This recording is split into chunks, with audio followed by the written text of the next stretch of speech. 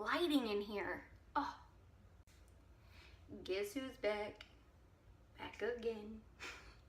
Hey guys, so I'm back. And I'm not gonna make excuses and I'm not making any promises. I'm just being real and being honest here.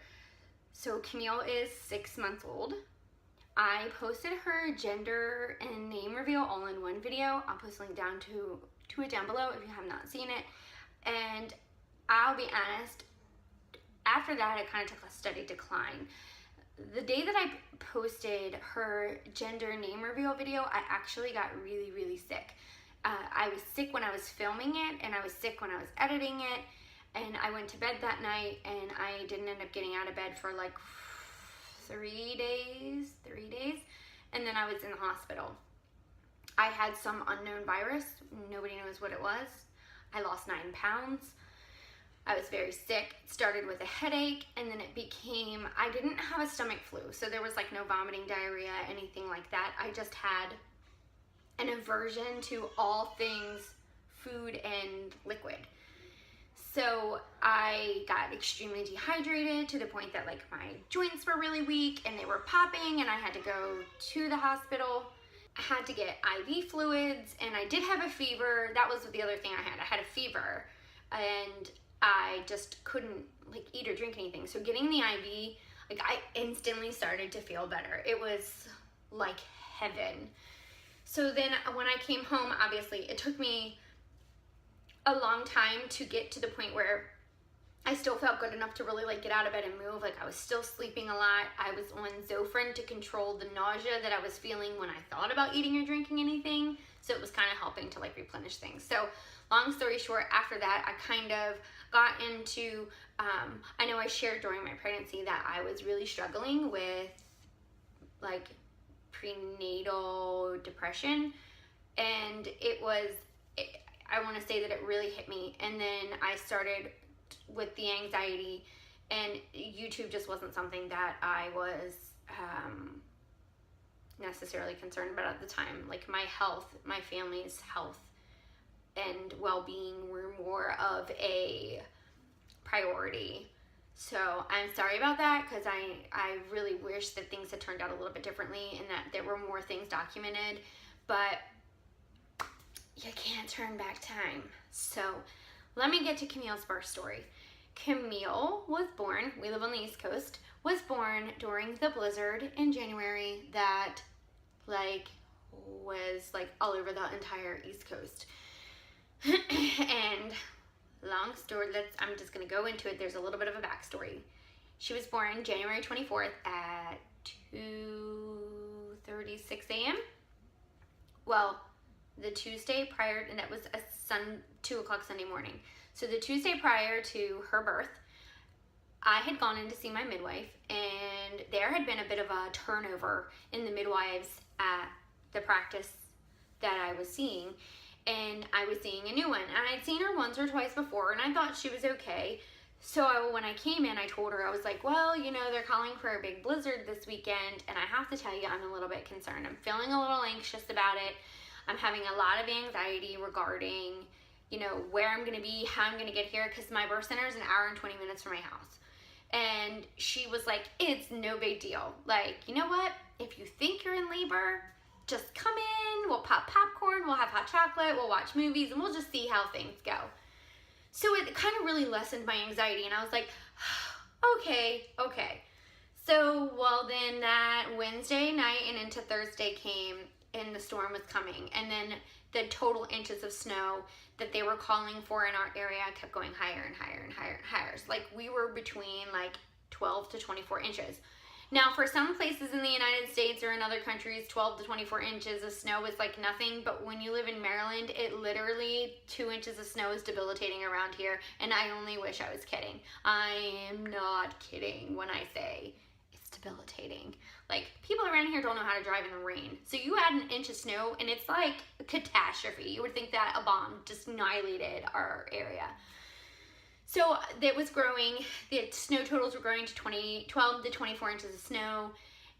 The closer you got to the Annapolis area, which is where the birth center was, where I had Camille, the birth center was supposed to have Camille, it was, and the snow totals were getting greater. Like the closer you got to like New York and Pennsylvania, Baltimore areas, like those areas were getting a whole lot more snow. So I was starting to panic, and I called the midwives, and in a state of panic, I was like, oh, I want to be induced. And the midwife was like, well, what do you mean? And I said, well, my due date is Sunday. My due date is Sunday, January 24th. We are getting slapped with a blizzard. This is my 5th baby. I've been having contractions all week, so I know that it's been like an early labor thing, and I'm freaking out. So at first she was like, you know what, we can probably bring you in and check you and maybe break your water and see how things go. But just know if we bring you in, break your water, we're putting a timeline on your birth, and if things don't, then you might end up at the hospital on Pitocin. And I was like, you know what? I'd rather that than an unassisted birth at home because of a blizzard. So then she ended up calling me back, and she was like, you know what, like, we're pretty confident when we checked you on Tuesday, you were 1 centimeter dilated. We're pretty confident that you're still 1 centimeter dilated, and if you're still pregnant now, you're still going to be pregnant after the blizzard. That's a pretty ballsy thing to think. We all know that birth is unpredictable for everyone, regardless of how many babies you've had.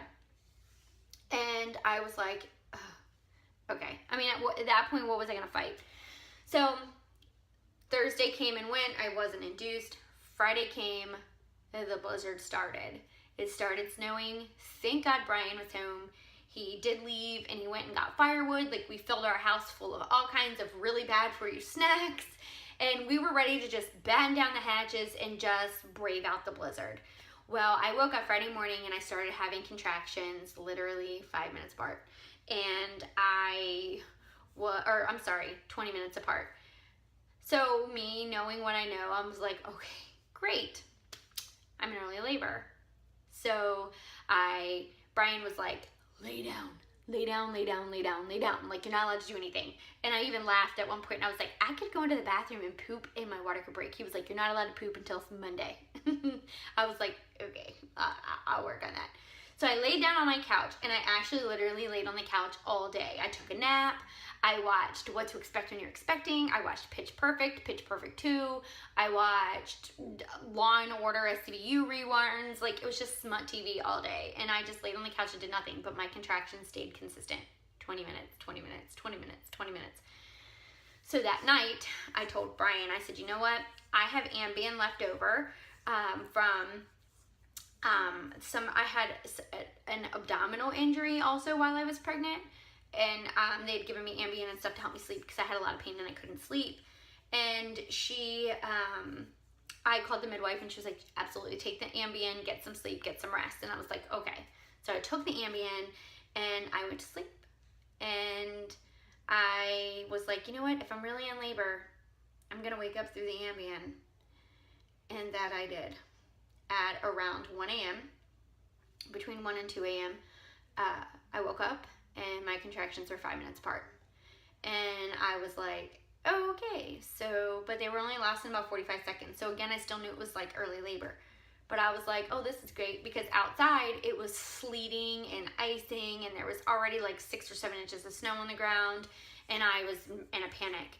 So I called my midwife, and the one that I talked to on Tuesday, that was all hot chocolate, popcorn, movies, chilling, hanging out, was like, we have blizzard-like conditions here in Annapolis, and I would not advise you traveling. I suggest you go to a local hospital. I already have 3 other people here birthing. I only have 1 room left. And I'm like, so what am I supposed to do? Thankfully, with me being a birth worker and being a doula, I am friends with a lot of the local midwives, obstetricians. So my doula had given me, because I still had a doula, I hired a doula. And I contacted her, and she was like, oh, great, figures, you'd be in labor. And I said, well, you know what, I'm going to try to go to St. Mary's Hospital, which is in another county, but it was closer than Anne Arundel.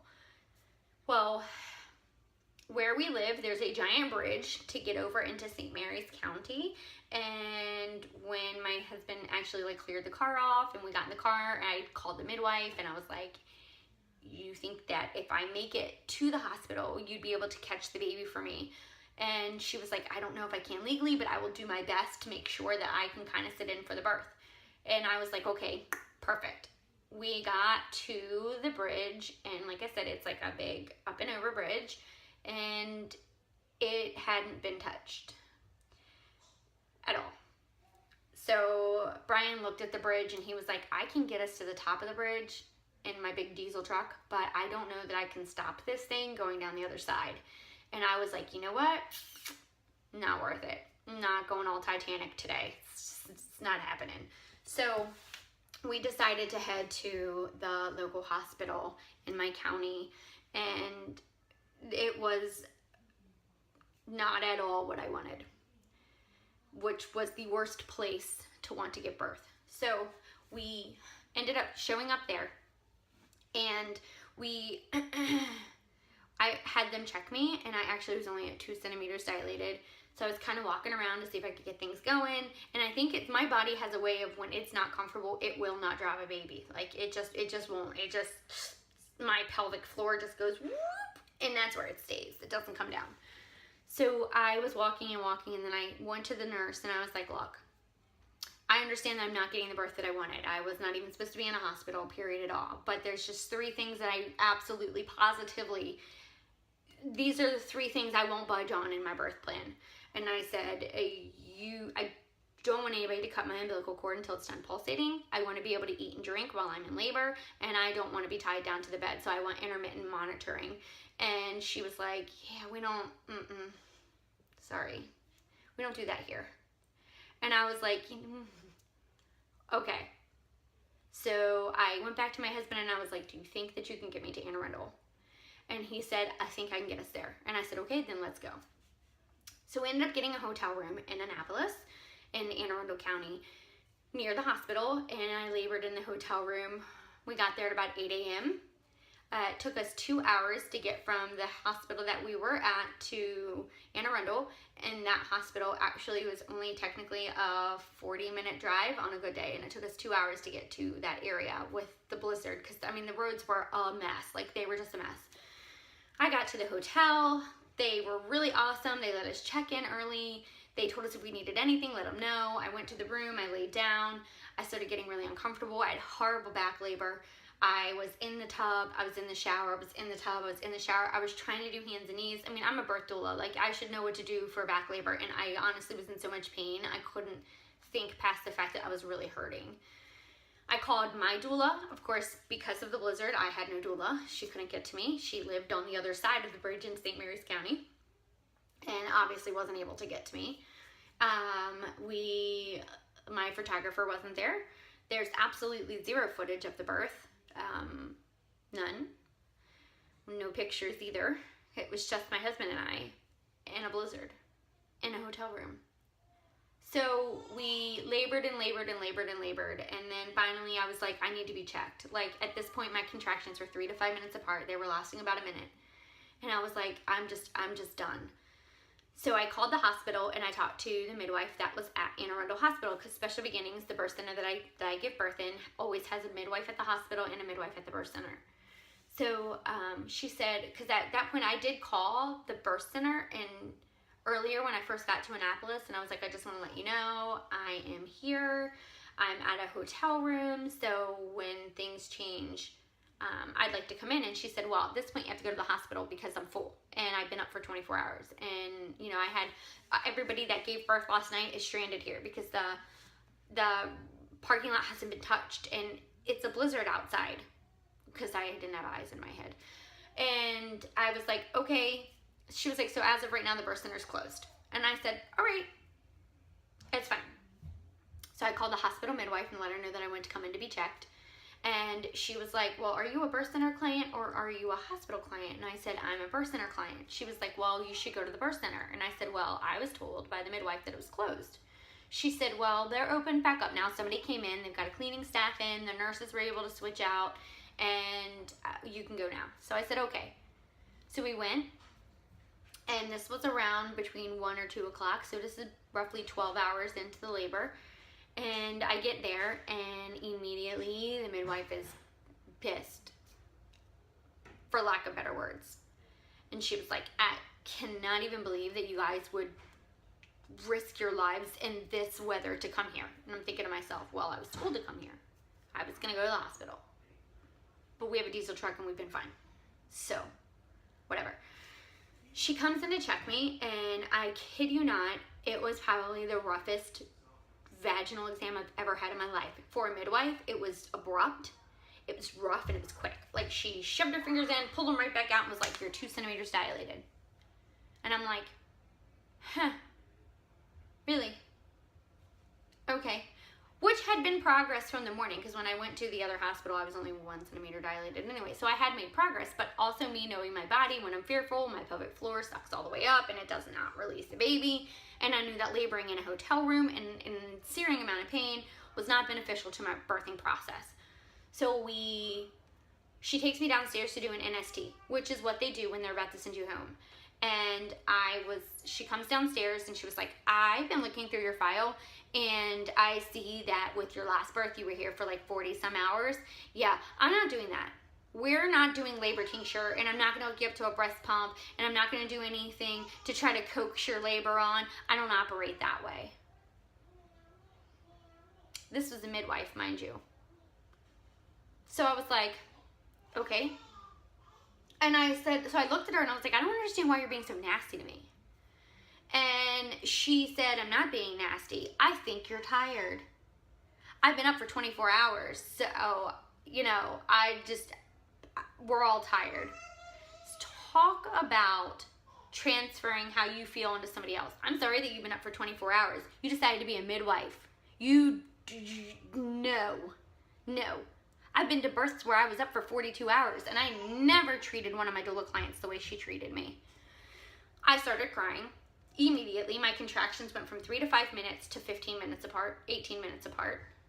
It's spaced all the way back out. And needless to say, we left. Went back to the hotel room. I labored. It was awful. I was crying. I was in the tub. I ended up telling my husband that I needed to go to the hospital and I was going to get Pitocin and they were going to give me an epidural and they were going to give me all these great glorious things because I was done. I was in so much pain.